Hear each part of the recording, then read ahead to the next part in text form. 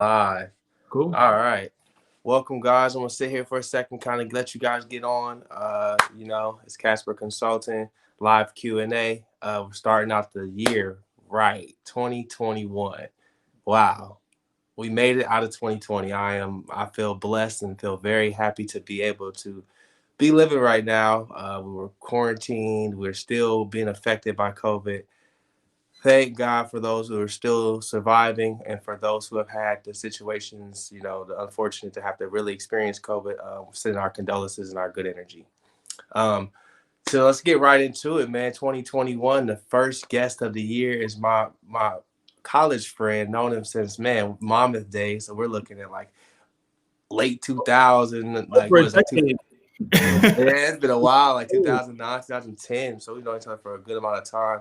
And I'm before we even really get into it, I want to say I'm proud of you, just knowing that my man's an entertainment lawyer now, and I've seen him pushing his. He's been doing music for since I've known him. When we were doing the music at the same time, so that was amazing. And he's also an author. So no further ado, this is my boy Ed Wimp. How are you doing, Ed? I'm good. I'm good. Thanks for having me. Man, appreciate you, man. I just want to say once again, congratulations on everything. Man, how's COVID been treating you? It's weird. In the beginning, and sorry, my alarm's been going off. It just beeps every now and then. So, No stress. so you'll hear that throughout this whole thing. But, COVID, being in Florida, it's been more wide open than the northern states. Mm-hmm. Not as many restrictions. Professionally, really, I've seen no difference in, my practice, Okay. which is interesting, because you would think, with musicians being shut down and, not touring and not, being able to exhibit their craft the way they usually do, you would think it would slow down. But, many times they've been looking to other ways to incorporate their LLCs or, start publishing companies or different things. So that's kind of been my world right now. Okay. Yeah. So I mean, it sounds like you're still able to work, so that's a blessing in these Yes. hard times. So we'll get into it as far as being an entertainment lawyer. Do you mainly work with musicians, or do you go outside of that field and go into actors or comedians, etc.? So I work in several different areas. I do personal injury. I do employment law. I do a lot of different things. I also do entertainment. And in entertainment, I do music artists primarily. Okay. So, and is that because of your music history? Is that what made you kind of choose that? Yeah. Okay. Yep. So, man, let's talk about the importance of having a lawyer, and we'll start with just like the importance in general. Like, how important is it for a musician to have a lawyer? I think if you're really trying to make a career, you need someone to protect your interests. And many times there's a lot of talented artists that just give their talent away or sign deals to huge companies just because they just want to be a part of it. Right. And a lawyer will help you realize, your talent and how to leverage your talent, because they're signing you for a reason, because they can't survive without you. So you are the product, and you need to, be able to protect your interests, accordingly. Okay. Now, I mean, I think the biggest problem, as a musician myself, is, I mean, we spend a lot of money on everything just to even get our product correct before we can even start getting to the technical side of things, and really handling our business. What kind of advice would you give to artists to say, like, if they can't afford it, what's something that we can do if we cannot afford a lawyer? Yeah, I mean, and I think the best thing to do is to read up on the industry. Right. Read up on, just 'cause at the end of the day, entertainment and being a musician is all about being an entrepreneur. And so let's say you're trying to sell another product like cupcakes, right? Right. You're going to, as a cupcake, manufacturer, you're going to want to buy a storefront. You're going to want to learn how to do accounting. You're going to learn how to do all this different stuff, contracts, to be able to leverage your product. And as a musician, your product is your music, it's your live performance, it's your brand. So in that, I mean, you just want to make yourself aware, and and understand the ins and outs of the business. And there's a lot of resources. I mean, there's for to start Google, and learn through that. Honestly, man, I believe that what I've learned, even from on my end of just like helping artists with marketing and things like, I just think that in general, I think the world in general is lazy, you know? So I Mhm. feel like people don't like to go out and learn, but I do think it's very important, especially when it comes to trying to handle your business, Mhm. trying to read up on things yourself, because it's nice to have someone, how you could probably think of so many like times where big artists has signed, given all their I guess I would say rights, or given all their information, or all the had all the help from different lawyers and different from their managers, and not knowing nothing, they didn't know anything about the business, Mhm. and they got screwed over. And it's like one of those sad things. You have an accountant handling millions of dollars, and you don't know how to handle that money, and you don't have a lawyer, and you don't have, like, if you're not just smart about it, if they screw you over, what are you gonna do? It's kind of sad. Exactly. And yeah, what you're touching on, which I think is important, is that you cannot count on somebody to manage your career. Because you have to know it for yourself. Because that person, as you said, could screw you over. Yeah, You know, yeah. the person that you're trusting to manage all that stuff. Yeah, You I know, think that's I think that's one of my biggest things, to be honest with you, is that because I've been so self-reliant on everything. It's hard for me to work with people just due to trust. In Yep. general, it's like, one, it's hard to trust someone else with your brand in general. Let's not we won't even get into the technical things of like money and everything like that. Just your brand in general, just like Right. having the same vision as you, that's already difficult. And then we start getting into what the world runs on. We start talking about the money end of it. Everyone Right. wants a percent. Right. Right. So, um, I guess so. What do you think is some of the most common things that you see artists? I want to say suing someone over before we say getting sued for. Hmm. Um. So the first is suing somebody over. Yeah. I mean, it depends on the kind of music. Okay.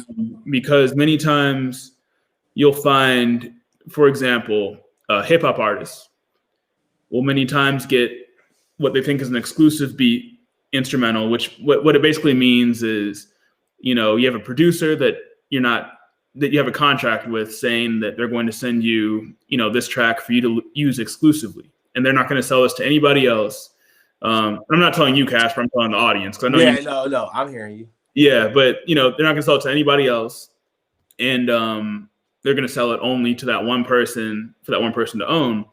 And many times, there's producers out there that don't honor that, Mm, and they'll, sell it to one person, then they get a bigger offer down the road, for the same beat, and they'll sell it to them. So that's a common one. Another common one is just messy management agreements. What is, many managers take off the net, some take off the gross. The gross is the total amount of money that comes in. The net is the amount of profit that comes in over all your expenses. What are expenses? And that's a general question. Like, what are the expenses? right. Built into it. Is the manager's travel built into those expenses? It should be. Yeah. Sometimes it's not. Sometimes that the contract doesn't allow for that. So that's a big one. Management agreements. Publishing is sometimes a little bit messy. Uh, Yeah. it really goes around the board. And the thing with entertainment is that there's a lot of, it's a very social kind of environment and culture, right? Yeah. So you might meet someone somewhere and say, "Hey, man, like, you're in the club," and you might say, like, "Hey, use this beat." Well, that beat blows up, and then now all you had was that conversation in the club. And no contract. But what's the agreement surrounding it? Yeah. So that's a big issue that I think entertainment has, that's unique, that other industries don't necessarily have, when everything's ironed out all the time in a very well-made contract. Okay. So, well, before I get into that second half of the question, I'm gonna kind of break down the three things you just said, going from beats to management to publishing.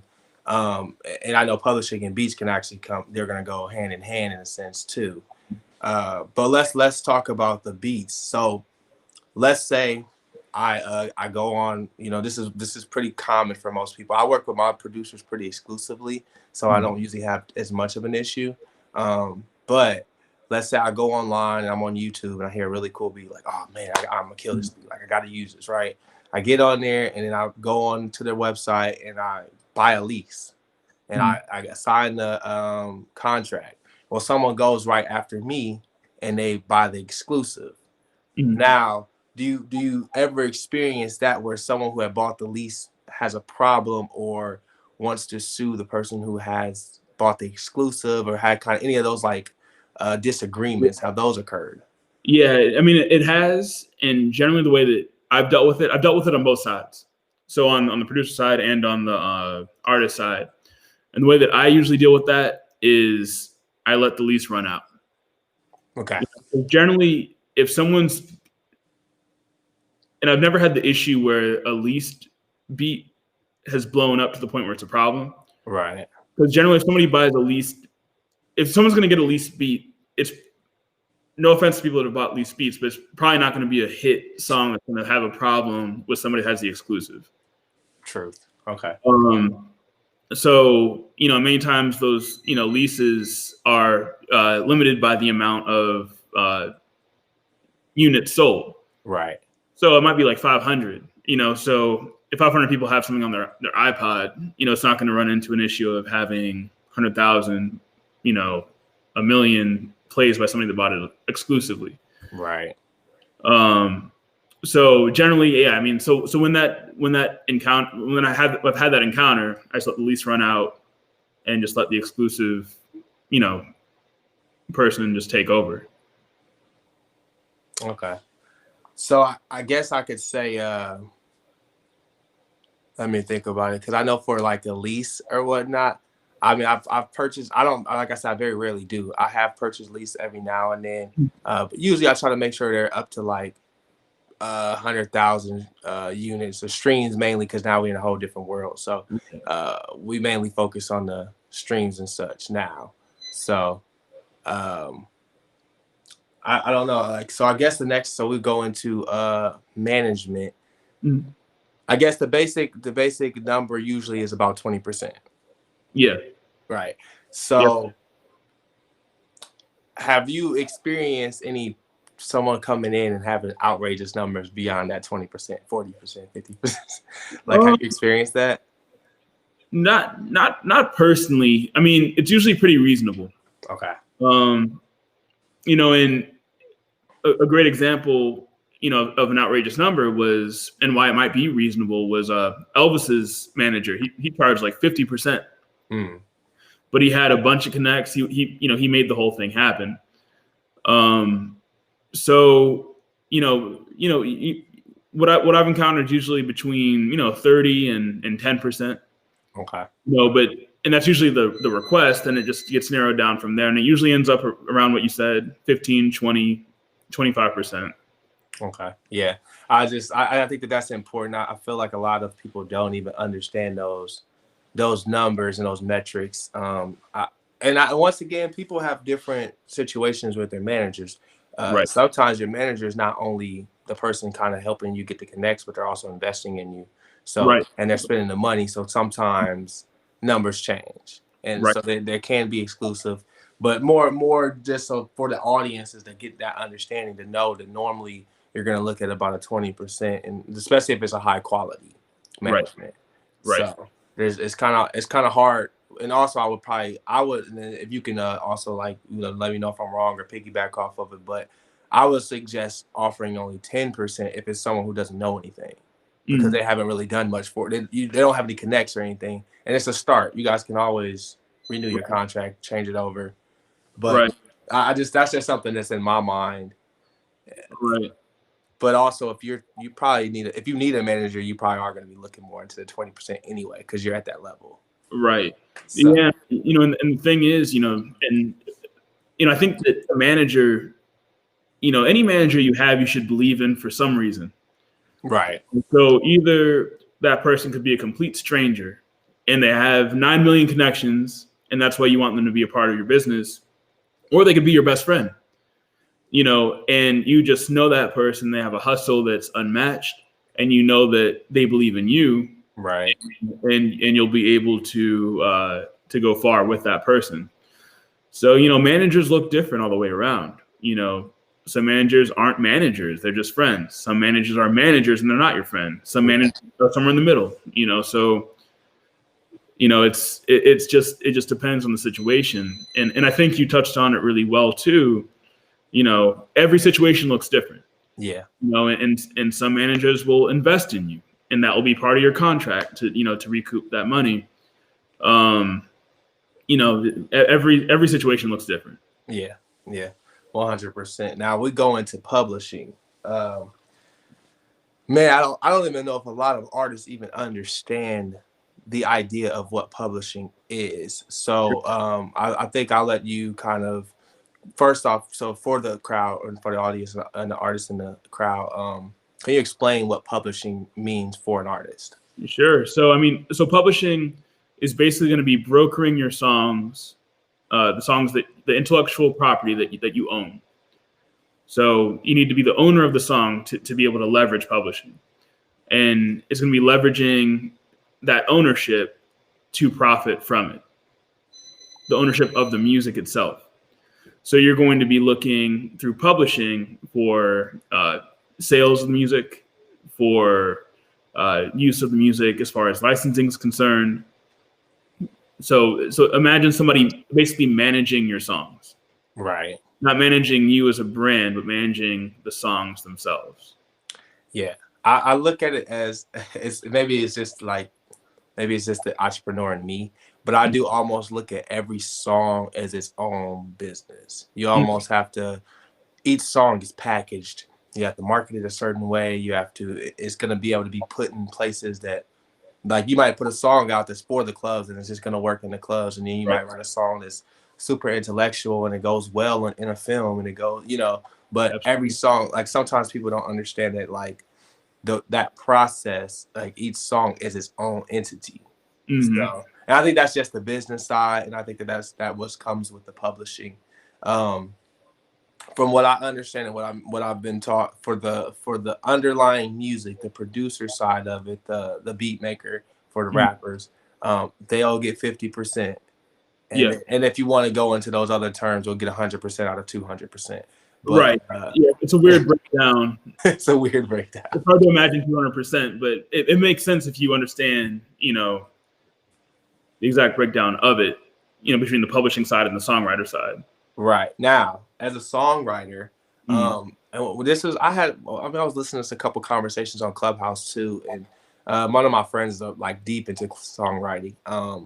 But how do you suggest, before even creating the song, to have a split sheet ready?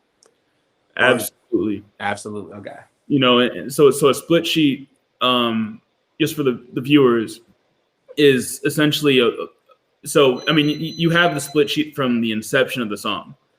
So let's say, me and Casper, and I don't know if you got a girlfriend, but Casper's imaginary or actual girlfriend's in the right. studio. Yeah. Right. So, and this is how the prime example of how this comes up. So let's say we're working on a song. I'm playing guitar. He's singing. So at that moment, without a split sheet, we would have 50% each of the songwriter, if we're writing the song. Let's say his girlfriend says, I think it would sound good with a triangle at the chorus, right? So now she has 1/3 of the song. Does she deserve 1/3 of the song? Maybe, maybe not. But the split sheet's going to come in to dictate, while we're writing that song, exactly what the breakup of that song is.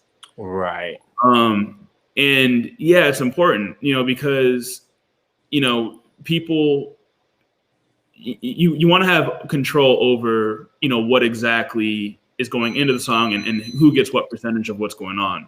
Right. And some people, if you call somebody in, let's say you have a song and you just want some horns in the song, you want a saxophone, trumpet, and trombone in the song, you might just want to tell those people what to play and have them sign a work for hire.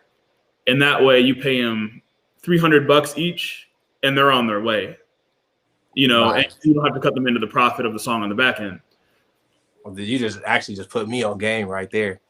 Yeah. You just put me on bad game, because I know I'm actually in the process of starting to write songs for film, and so that's some of the things that I want to start doing is working closer with musicians and bringing them in. So, so you suggest it would be easier to do a work for hire instead of having them have a cut of the song. Yeah, absolutely. And I mean, that's the way, especially when you compose for film, Mm-hmm. because what you're going to want to be doing is you're going to have a conception in your head of what you're writing for. Right. You know, you're going to know what you're writing for, and you're probably you're going to synthesize it down or do something. You're going to try to get your idea somehow, either on recording or on paper or something. And you're going to want to show these people what they're going to play. And at the same time, you're just going to want to cut them a check and just get it done instead of having to figure out all the stuff on the back end, get all, you know, have to cut checks for all your residuals that you get the rest of your life. Yeah. Yeah, that's true. And the rest of your kids' lives, you know, it's so, you know, that's a way to navigate that. Yeah, you definitely just like put me on game because I've been thinking about that because it's a couple months so I started working on a project and I've been thinking like, okay, how should I go about this? What's going to be the smartest way? We have a budget. How can we allocate it the correct way? So Right. I definitely appreciate I love being able to bring people on because I do know I feel like I know a good amount of things, you know, of the music industry, but I don't know everything. So I'm always learning. I'm just always everything, right? I'm always learning, so it's always nice to like hear some like new, like something new, or even something I kind of know about, but like, hey, look at it this way.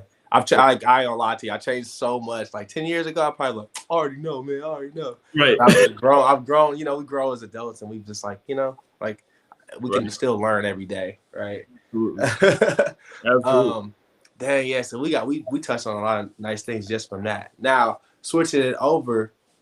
What's some of the most common things that you see artists getting sued for? I mean, some of the most common things. I mean, what is you know, back before the COVID days was breach of contract when it comes to live performances. Oh yes. Oh my God, I can see that. Yeah, and that's a whole different area. You know, in itself, and this is a whole new rabbit hole of discussion. But you know, for that, you know, there is such thing as live performance insurance. Yeah. You know, so if for some reason you can't make it to the show, you can have insurance, and if you get sued, you know, they're suing your insurance instead of you. So I mean, that's a big one that I would, you know, that I see. I mean, I see it also, you know, on the other end, as we mentioned, you know, with having leased songs, you know, and produce, and somebody sells, you know, way past the lease amount or streams way past the lease amount, and, you know, they don't pay up for a new lease. They just try to go under the radar. You know, that's something I see. I see, you know, management agreements that artists breach. You know, all these things that we discussed that artists sue for, they get sued for too. Right. Because it's all entertainment's all contractual. It's all about contracts. Yeah. Yeah. And I mean, I've over the years, I think just being a smaller artist, you kind of just like go under the radar and you just work. You don't really think about the contracts. And one thing I've learned is, I mean, you almost have to think of it like every artist is Taylor Swift, is Drake, is, you know, etc. You gotta look at them like that because, I mean, I've been on the side of being the event planner and I've had artists just not show up. Just, you know, that ruins your money as a promoter, that ruins the show, you know what I mean, makes everything scramble. And so having that contract definitely is his ability, and it's something that I can't sit here and say I've done, you know, but you know, because I'm trying to like be more lenient on those, but like definitely you almost learn it like this isn't a lenient industry. Right. So yeah, you know, and I think that's a rude awakening a lot of people have, you know, because it seems lenient, but when you get sued, it's not lenient anymore. Yeah, no, there's no more leniency.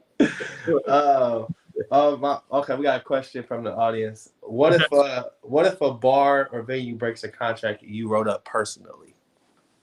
Well, I mean, so many. It's not so much. The issue doesn't arise that you wrote it personally, because it doesn't matter who writes, a contract.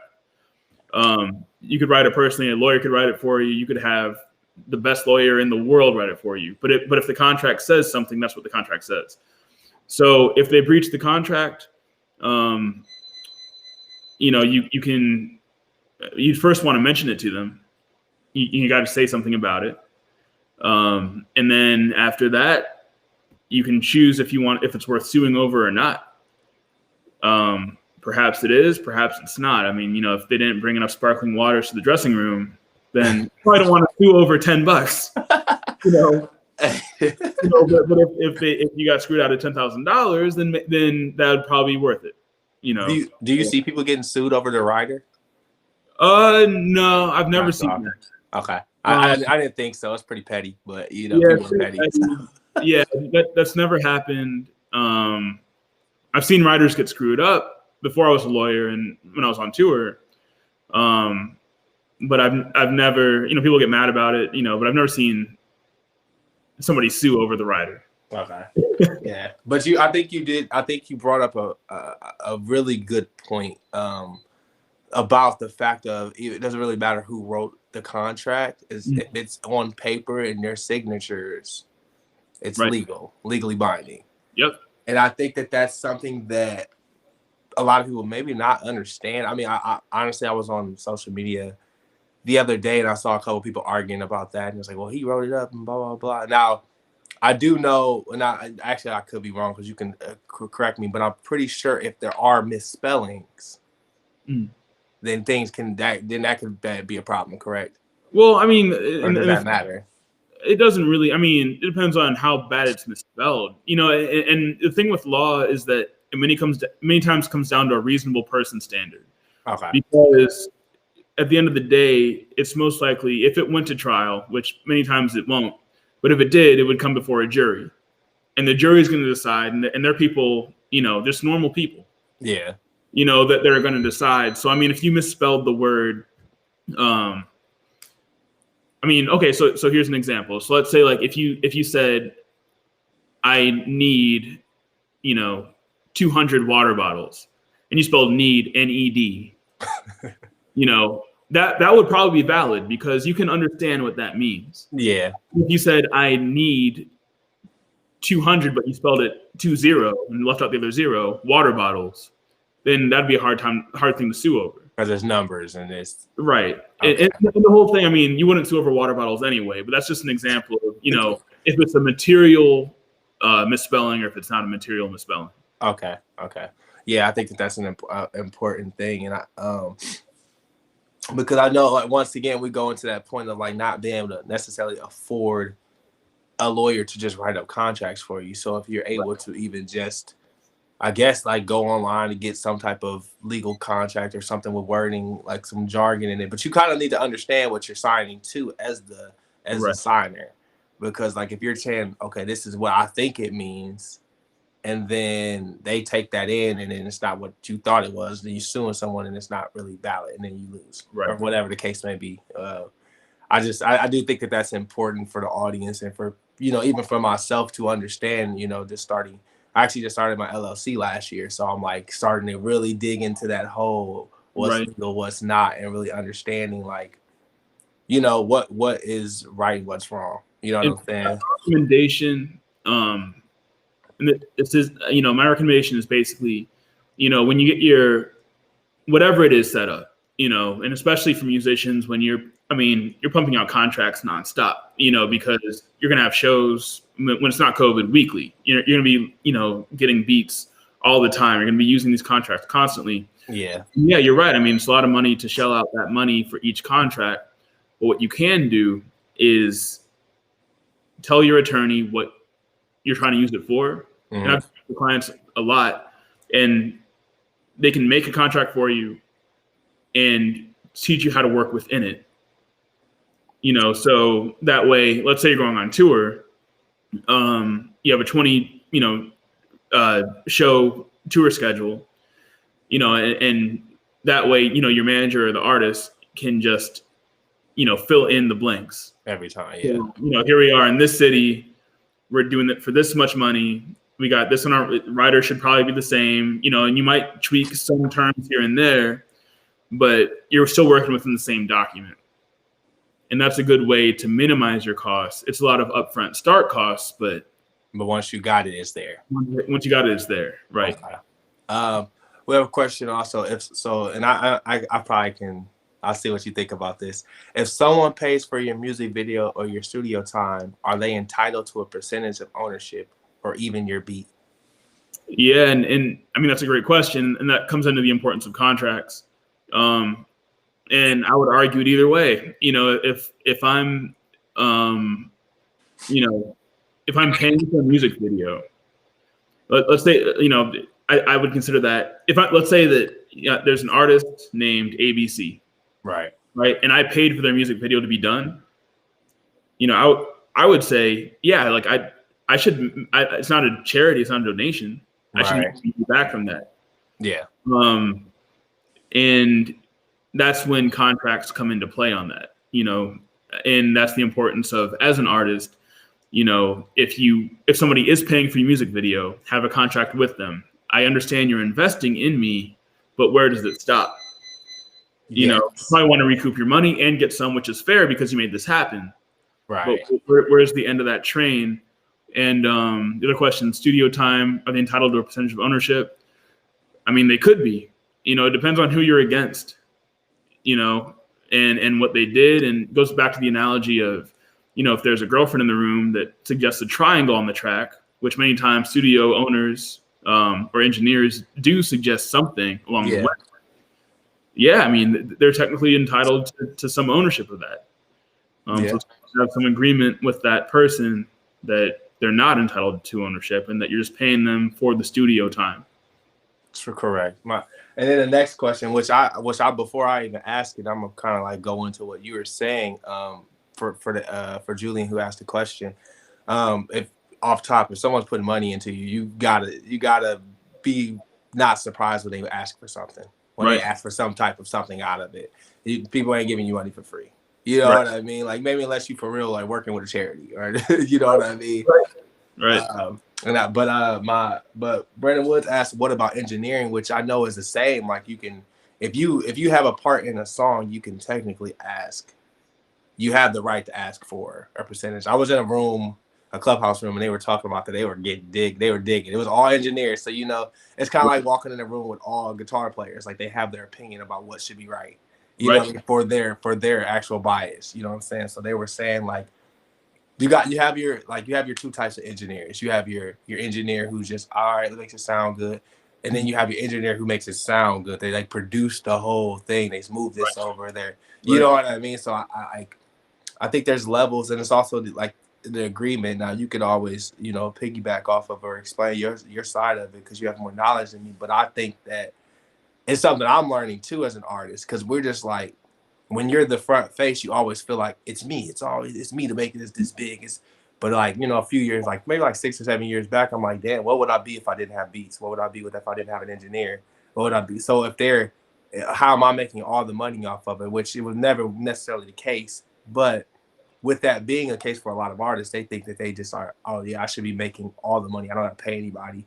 I don't have to pay my music video. I don't have to pay for anybody. So there's going to be people who, if they're going to be like, oh, I'll give you this for free, but let me get a percentage of the song or something. There's going to probably be people like that now. So what do you think about that when it comes to engineering? Yeah, and I think,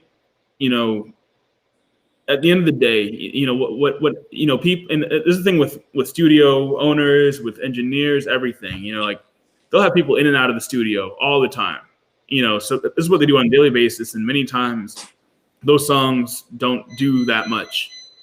Many times, a lot of people go into studios as a hobby project, or people go in the studio to hope that something blows up. People go in the studio for a lot of reasons. Right. But when things blow up, you'd better believe that engineer is thinking, if I hadn't have auto-tuned that voice, If I hadn't have, you know, mixed that sound on the lefts and rights in a certain way, you know, if I hadn't have done this, that, and the other, that song wouldn't have blown up, and Yeah. they would come knocking at the door.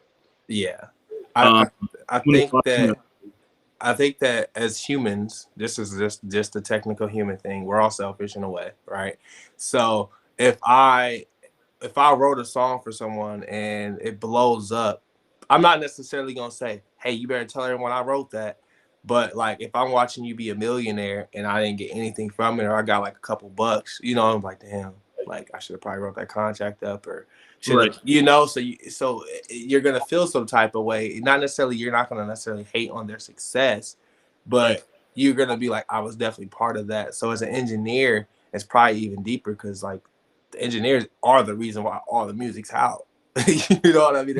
They're pretty much the last go. If the engineering is not good, your song's not gonna make it. You could be the best singer, rapper, whatever, you know, yodeler. I don't care what you do. You can be right, as great as you want to be, but if your engineering's not, doesn't matter. you're shit out of luck. You know what I'm saying? Especially today, you know, the stuff sounds so good today. You know, there's so many resources, so you know, you can, you know, so the music sounds pristine. You know, so without that medium, you know, of a good engineer, you know, it's not going to make it anywhere. So they are a very, you know, important part of that whole process. Yeah. Yeah, I believe in that. Let's see. Here's another question. What is considered purging the contract? As in, say you signed the contract to perform at 9 to 9:15, but they push your time back. Let me read this. They push your time back and as far as shorten your set time, so you end up performing at 9:30 to 9:40. Is that considered purging the contract? If so, what are your rights and recommended course of action? Um, yeah, I mean, I think, you know, again, you know, the famous like legal answer to everything is it depends. You know, you know, and you know, it depends. Yeah, You know, looking at the question, you know, if they push you back from uh, to 9 nine, to 9:15. your time by 5 minutes. Um, you know, I mean, how bad was it? You know, at the end of the day, when it comes to legal situations, the way that your recourse is calculated is by how bad your damages were. So you need to show, you know, like how, like, what did you suffer? Like, what was wrong and like what went wrong for you personally? And usually, when it comes to contracts, that comes down to money. So you would need to show, you know, and depending on your situation, you know, and here's a prime example. Let's say, you know, you're at a local bar and more people come in by the time 9:30 rolls around. You know, then perhaps, you know, you didn't suffer any damage. Maybe that benefited you and you shouldn't sue at all, even though your 5 minutes was, you know, you got cut off by 5 minutes, according to the question you asked. Right. Um, you know, at the same time, you know, perhaps 9 o'clock was an important time when, you know, you would have made a bunch of money in tips or something, or you would have made extra money somehow from the bar or something. Maybe it's worth suing over. At the end of the day, whenever you're looking to sue, or when you're, and this sounds terrible, like whenever you're looking to get some recourse for, you know, when you think you've been wronged, you need to look at how much you suffered in your pocket, Right. because that's where you're going to be able to make any kind of money back. And in typical situations, you know, being pushed to 9:30 and having your set cut by 5 minutes, you might be upset about it, but it's probably not worth suing over in a general situation. In general, yeah. I do think that like I said, I'm happy I was able to kind of move around in the industry of then not just an artist, but kind of putting shows together, seeing all sides of it. So as Yeah. a as an promoter or event planner, like that happens. That's like pretty norm for a show not to run on time. Right. You know, and then once again, his situation could be different. But based off of that, that was only like 15-minute difference. I would probably, once again, like you said, it depends. I just think just without the suing side of it, just on like the human side of it, I probably just, okay. things happen. Like, let's figure out, as long as I get to perform. Now, losing that 5 minutes, I feel that, because you're like, dang, I have this one song that I know I want the crowd to hear. As an artist, it definitely bothers you. It's not going to be something that you're going to be happy about when they're cutting your set.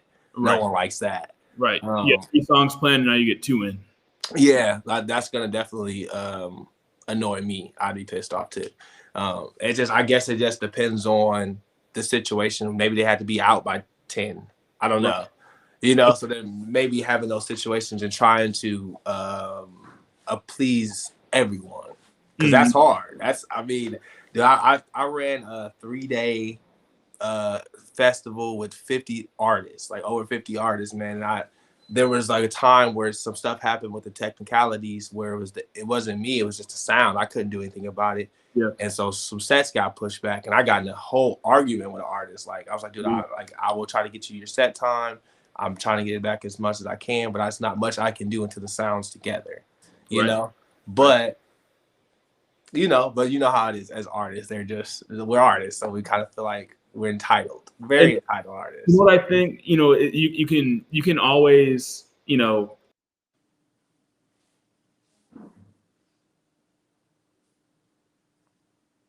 Oh, did you freeze? I must have lost signal.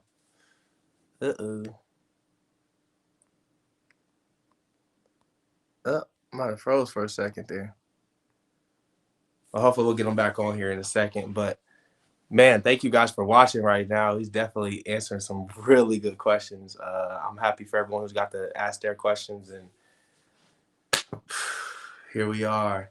It's been a good 2021 already. We're about 5 days in, so I hope you guys are getting together and figuring out what your goals are. And I was able to bring my boy Ed on. He'll probably have to pop out and pop back in. Hopefully we'll be able to get that all figured out. Once he can come back on. Let me see what's good. Hold on.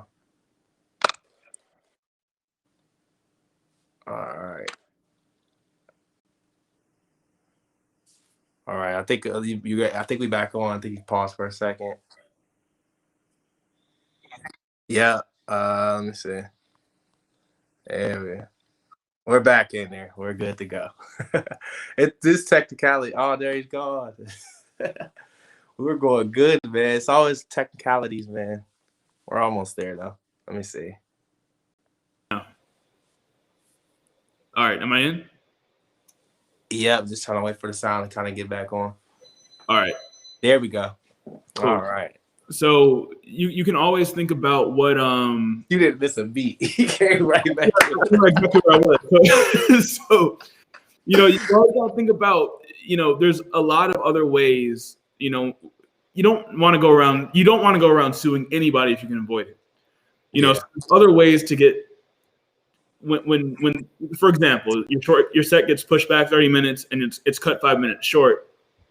You can say, hey man, I understand my set's pushed back 30 minutes, or hey woman, male or female, whoever you're dealing with as a promoter, I understand my set's pushed back. Is there any way that I could get this, that, or the other, in exchange for that? And a good promoter is going to try to figure something out. Right. Exactly. And it's not a confrontational thing, just trying to figure out, a way to make the whole experience whole for everybody. So, man, I think, but see, the biggest thing, I think with the music industry is there's just a lot of sleazeballs.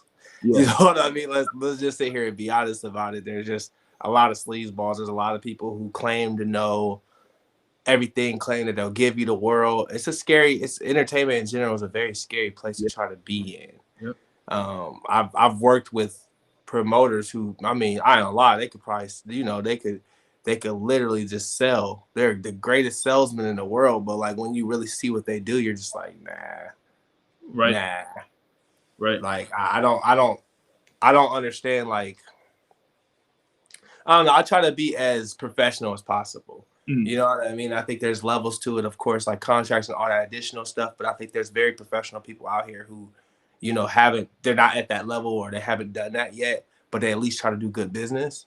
Right. And you're like, okay, but once again, when we get into the legal stuff, then people change. Yeah. And that's the scary thing, and that's what, I think is unfortunate in music, is that there's so many, people that are great musicians. Some of the best musicians I know, actually the best musicians I know, are not making a living playing music. Yeah. And their ideas get used, could be used by, people that are half as talented but have a lot of money, and will bully them out of their rights because they can't afford to defend themselves. And that's the unfortunate thing in the legal industry, in the entertainment industry, and when it comes to law. Yeah. Yeah. Because it's like, and this is just me freestyling a thought, but you could get someone who is like not that talented, just very smart about the business. And they could get this guy who's extremely talented, have him sign a contract, and there's nothing really. I don't know, what can you really do as a lawyer if it's in paper? It's right there. And you're like, I didn't know what I was signing. Like, Right. like I don't. I mean, there are things you can. I mean, there's ways to void a contract. Okay. One of those things would be if they're a minor. That's the most common one that you probably look to. I mean, a lot of players have situations where 17 get into a contract, and you can void that contract. Let's say they get in that contract, and they're looking to. I had this situation happen, so I'm trying not to be like too specific about it, but they're a minor and they get taken off by a management company, and they're huge, and that management company is basically saying to somebody else, we're bullying you out of your production, out of everything that you've given us. But you could void that contract to be able to say, no, I mean, that person was a minor when they signed that contract to you. So now we are entitled to our share of the earnings from it, and not what you signed that person to. So, I mean, there's a lot of different, there's different ways to navigate the system, but many times if it's written down, it's fine. Yeah, that's so unfortunate to even hear that you said the most common is minors. That's just so unfortunate to hear. Is it most common based off of like just like a family member as well, or is it usually someone outside the family? Well, I mean, it's many times. I mean, like having it be what I was actually saying was having to be a minor is helpful.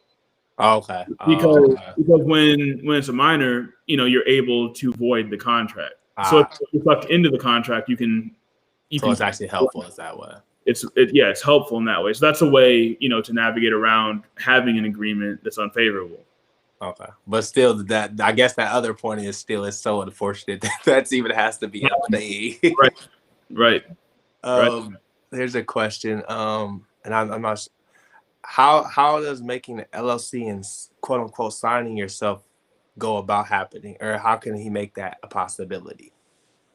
Okay, so sure. So I'm assuming what you're going for is like a record label or a management company. That sounds about right. So yeah, I mean, you can establish the LLC. You just can do that with or without a lawyer. And just go to your state's, business organization, set up sites, a governmental site, and establish your LLC. And, as far as signing yourself, what you do want to have, a contractual arrangement. You want to have your whole, company laid out just as anything else, you might, sell. So, you would just have an arrangement, where you're signed to the label, and you could then sign other people as well.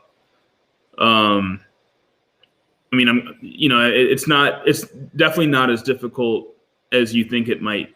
These things might be, and the sales that you would get from your music would just go back into that business.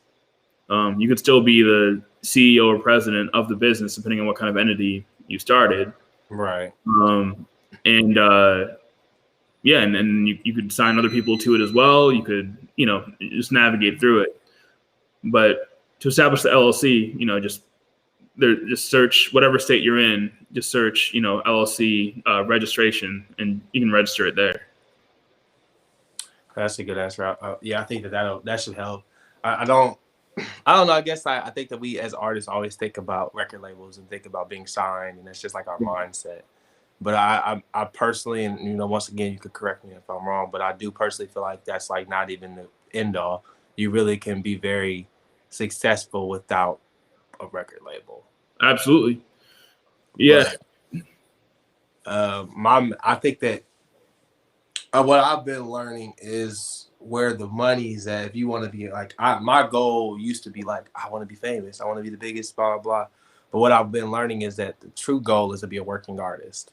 You Yeah. want to be able to sit down and say, I can feed my family from what I do. I don't need to be a millionaire, Right. but I can make as much as I would make as, going to school, going to college and getting my degree, Right. whatever. Right.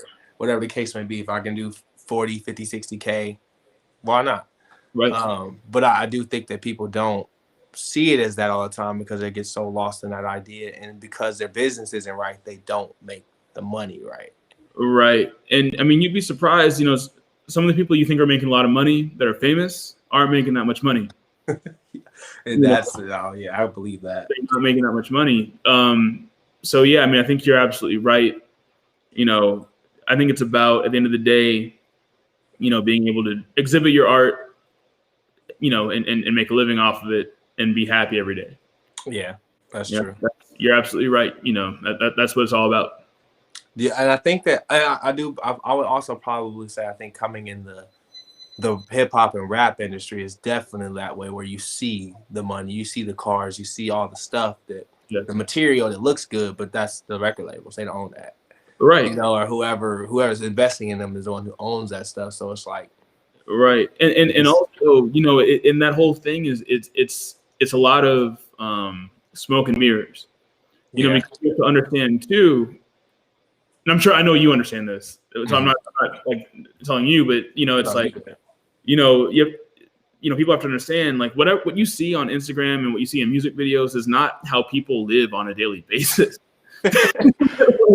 Man, that's a whole other conversation. Rappers don't wake up with bottles of champagne and women next to them every day. Yeah, that's and then hop in a Lamborghini, then go to the club. That's just not how it happens. That it's a whole lifestyle that you're fed to believe in. Yeah, because it's glamorous and that's what the brand is. That's what it's all about. That's not how it actually is. Yeah, it's the branding behind it. It's really what's sad is it's kind of like that's what the rap and hip hop brand is. Right. That's what it is what you see it as. But there are artists who don't live that way. They don't talk about that. That's not how they even pursue their put their art out. Right. But you don't get the same respect because you're battling in an industry that is feeding off of that specific thing. Right. So it's definitely a thought that I want to pull from. Now I know we've been talking about all the lawyer side. I want to kind of get into a couple other things because you're multi-talented, so the reason like we said, you're a musician. So can you speak on some of those experiences and like the touring and all that stuff that you've done over the past 10 years? Yeah, I mean, when I met Casper, it's crazy to think I've known you because you were a year under me in college, I think, right? Yeah. I came in 2009. Yeah, I came in 2008. So it's crazy to think like I've known you for 12 years at this point. Yeah. We're getting old. Don't tell nobody.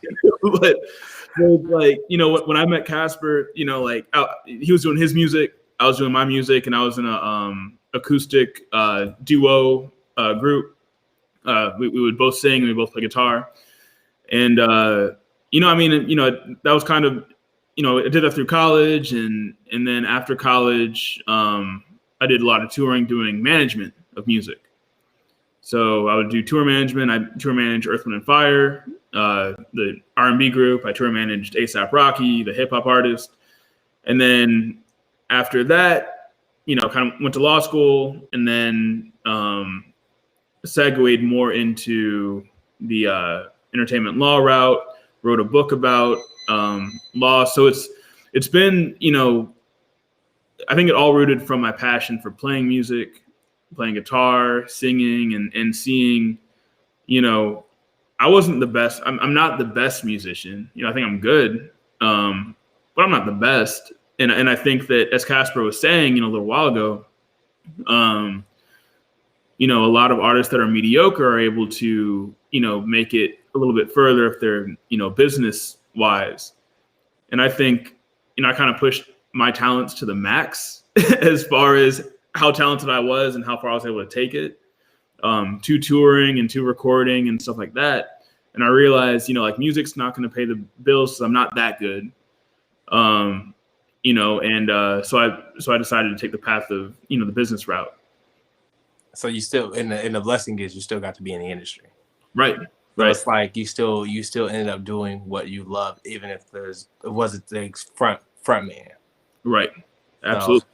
So how was touring with Earth, Wind and Fire, and then how was touring with A$AP Rocky, and then how do they compare? Wow. Okay. Great. So, Earth, Wind. So going into Earth, Wind and Fire was,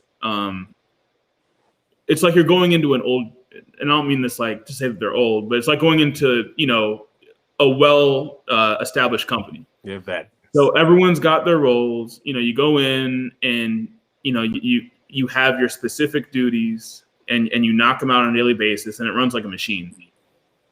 And I loved it. I loved it. And going to Rocky was the complete difference. Complete different situation. You're going in, these are young guys that, they've been on the road for I started with Rocky in 2013, in August 2013. So he had just, earlier that year, there had just been, he just had his first big hit, which I'm not going to say the name of the hit because it has an explicitive word in it, but right. Second word is problems, right? So like, all of a sudden all this stuff blew up, and, we're all just running around trying to just figure out, how to tour manage, this kid that's, running around all over the place. And, it's hard to keep track of them. It's hard to keep track of the whole A$AP mob. It's hard to keep track of ourselves. So it was a whole different ball game, because you go from this fine oiled machine to going to this, and there's no offense to the A$AP team. It's just, we were just all young people. Right. And figuring it all out. So it was very different. But it was great. It was great. A great experience, and it was definitely a 180 to go from Earth, Wind to A$AP in such a short time frame. Then I went back to Earth, Wind after A$AP. Yeah, that's dope. Yeah, see, I felt that was going to be the answer. I just already felt it. I mean, I'm a pretty decent fan of A$AP Rocky, and I'm very I'm familiar with Earth, Wind and Fire, in the point of knowing that they're legends. Yeah. You know what I mean? So it's like I already knew that, like, you're stepping in that arena is like, okay, like, all right, you just boom, all right, I don't gotta do anything. I'm just here. Like, all right, it's already established for me. And then it's like going into something completely opposite, where you're like, oh shit, I got to figure out how to. Right. But I think that so would you say that Earth, Wind and Fire experience helped you in that, or like let's say you didn't have that Earth, Wind and Fire experience, and then going right into A$AP Rocky first, how do you think that would have changed your experience? Mm-hmm. Yeah, I mean, I think it would have been more of a shock. And the thing with tour management. And I think, what I love most about it, and it trained me for the rest of my life and the career I'm in now, is just crisis management. It's just, things are going to go wrong, even with Earth, Wind. It's like things go wrong all the time. Yeah. Not all the time, but enough that, it keeps you on your toes. Yeah. And it teaches you how to, like, when things go wrong, you just stop, think, center yourself, and just figure out an answer. And it doesn't always have to be the answer that is the proper way to do it. You just got to get the job done. Right. And I remember with A$AP, we were in either Pennsylvania or New Jersey. It was New Jersey. It was definitely New Jersey. Nah, maybe I didn't know it was Pennsylvania. So we had been in New Jersey the night before, and Rocky had gone to his girlfriend's apartment in New York after the show, right? So we all took the bus back to Pennsylvania for the show in Pennsylvania. And he'd gone to the airport and realized he left his ID at his apartment. Oh no. So, right. So, and he had to go on at like, I don't know, like, let's just say for sake of this example, 7:00, right?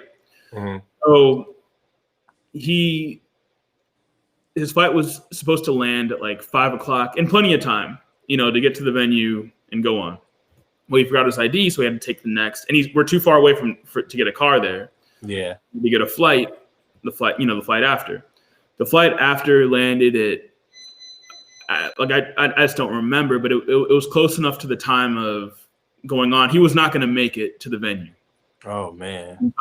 So we called police escorts, and we sent the mob on stage to go for the first 15 minutes. The rest of the whole ASAP group had police escorts. They got into the venue maybe 5 minutes after he was supposed to go on, and he walked on stage like nothing ever happened. That's that's all.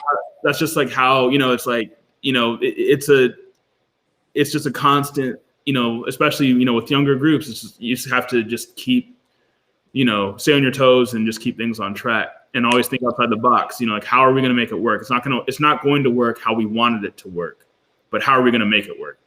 That's what's up. He was probably at that level too to get police escorts too. So that probably was. Well, I mean, it costs a lot of money. Cheap. So it's not like they were doing it for free. It was expensive. I thought they were just nice people. I don't know. No. Man, that's a good story. That's a great story. I remember. I think the first time I ever started touring, I read a book, and that was like one of the things it says, like, what can go wrong will go wrong. Yep. And that just stuck with me. And I learned, like, the first tour, I was like, man, this is easy. Maybe I had a couple like technical difficulties. The second tour, it was like this, and I was like, oh my God, like, right. It's like, okay, that was right. Because when you don't experience it, you're like, man, it's a piece of cake. This ain't nothing. Like, then you really start seeing, like, yeah, anything can go wrong. So that's a crazy, like, just a quick situation, like you just said. But as the audience, we're just like here for the show. We don't know what's going on. Right.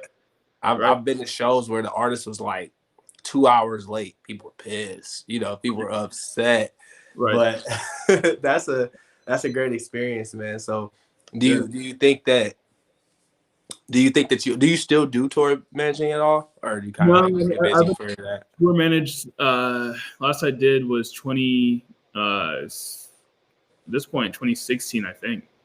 Was that the guitarist for Wiz? I remember you was working with somebody. Oh yeah, well no, yeah. So I managed Johnny Good, the bass player from Wiz. Okay, yeah. But it was the last tour I did was Earth Wind in 2016. Okay.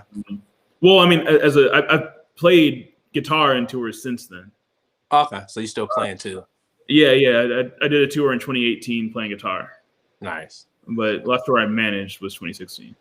Nice. Well, if you get back to playing after all this crazy stuff, you come to Chicago, I'll definitely link up with you. Man, we gotta do a show together, bro. That'll be epic. I do a lot of hype music, but I can definitely chill it out and do a little bit of the hip hop and the poetry vibes. Yes. To go with the acoustic, that'd be fun. Deal. Yeah, absolutely. You heard it here first, people. No, that'll be a good time, bro. We'll keep that in mind. So I know that you mentioned that, and what time is it? We're probably end up wrapping up here in the next like 5-10 minutes. But I want to make sure I touched on a couple of. Have you written just one book? Because I remember you wrote one about like the music business. Did you write another one outside of that one? No. So I've worked on a few. I'm gonna write another one, sometime in the next couple of years. Just trying to find, enough direction for my next book. As far as, a theme to write it about. Right. But, like my first one was based on the music industry. So it was based on, 18 revenue streams that are, again, what we touched on too. You don't have to be, Lady Gaga, selling out venues. That's one way to make money. but there's also a bunch of other ways. You know, you can merchandise, you can sponsor stuff, you can do workshops, you can, you know, there's a lot of different ways. You can license music, you can publish music. There's different ways to make money Yeah. in music. So that was kind of my motivation there, and that was the theme there. So yeah, so, I mean, my next book, I'm just looking for, I've written a lot of content for it, but I want a main theme to fit everything around, which I'm still searching for. Nice. Now, is your book only available online? Yeah. So my book, as of now, is available on Amazon, Barnes and Noble, if you look for it out there. And what can you tell them the people the name of that book? Yes, it's called Building Fans, Fame, and Wealth: The 18 Revenue Streams of Music. Yes. And then what year did you write that? I wrote that book in 2016.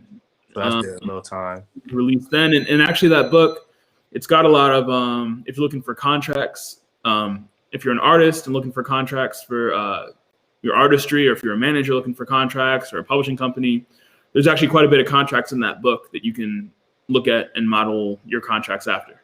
Okay, dope. Yeah, definitely. So, you know, make sure you guys check that out for sure. I'm proud of you, man. I'm definitely happy to hear that you are in the position that you're in, man. We go back to the Monmouth days. So it's amazing. I've gotten a chance to work with a couple people from Monmouth in different ventures. So I'm definitely blessed to see where everyone, you know how we were in Monmouth. Everybody was just kind of in their own zone, but we all were like a family. It's such a small school. Absolutely, man. And you know, it's like, I feel like I always knew you were going to do some cool stuff, you know, from when I met you, you know. I appreciate that. Same to you. We just were I definitely think we were just on our own wavelength and just kind of working. Right. And just we're just, you know, life's just interesting. So I look forward to continuing our conversations beyond this point, and hopefully working together in the future. And that show idea sounds great once COVID's being COVID. Absolutely, man. So once again, man, I thank you for coming out, man, and you know, hopping on here and taking out of your busy schedule, because I know you're a busy man. Now I'm back home, so I'm just. Oh, you're just chilling. Anything last you want to say to the crowd or for the people, or anything you want to, you know, social media and such like that? Yeah, you can hit me up on Facebook, Ed Wimp. I'm on Instagram. Verified on Facebook. Everything's just Ed Wimp. You know, I'm the only guy with my last name except for my dad, so, and you're not gonna find him. So, you know, he's an older guy, so everything that you see on the internet is probably me. And just, you know, get in touch with me. And Casper, I want to thank you very much for inviting me on here. It's all love, man. Good to see you, good to catch up, and I look forward to talking more and hopefully hit the show. All right, man. I'll talk to you soon, boss. Sounds good. That was amazing. Thank you guys all for watching. We did a lot. This is the first of the year. We'll be back in the next 2 weeks. I'm going to be bringing on another guy who's in the industry behind the scenes as far as engineering. He runs a business, and we're going to talk more with him. I have a nice lineup for you guys this year. We're going to hopefully start be able to do this every 2 weeks. Hopefully I can fit, you know, I'm a busy man, so I'm always working, but my goal is to make sure we're doing this every 2 weeks to get you guys some information as artists, as fans, everything. And if you appreciate y'all for rocking with me. You see, I got the Love Myself shirt on. So if you guys want to get any clothing, if you guys need any help with your marketing, I'm the guy. If you need an actor, I'm the guy. If you need a songwriter, I'm the guy. I do a lot of stuff, so I'm just here. And I appreciate you guys for rocking with me, because I would not be where I'm at without you guys. So I'm going to send all the blessings and love to you guys, and stay safe in these COVID streets.